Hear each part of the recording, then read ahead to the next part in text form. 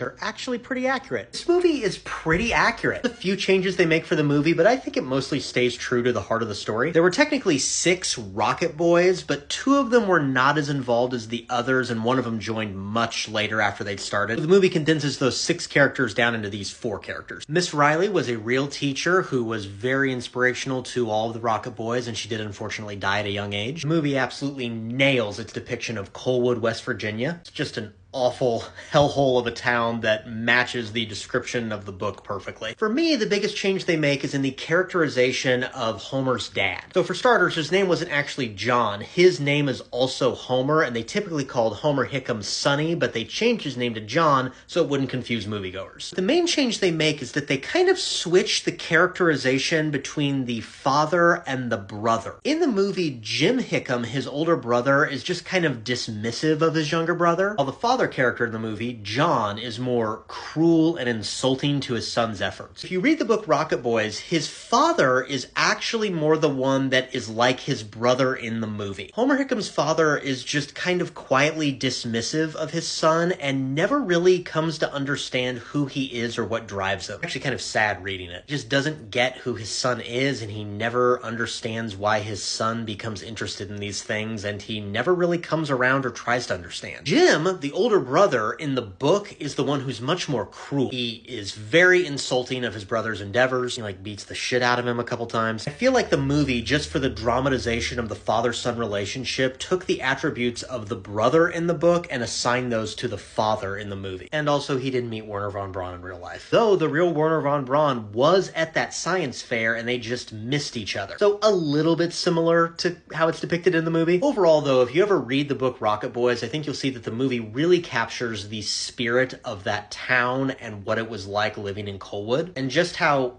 isolated and different Homer Hickam and the other Rocket Boys were to their peers. It's actually one of my favorite books, and if you like this movie at all, you should definitely read Rocket Boys.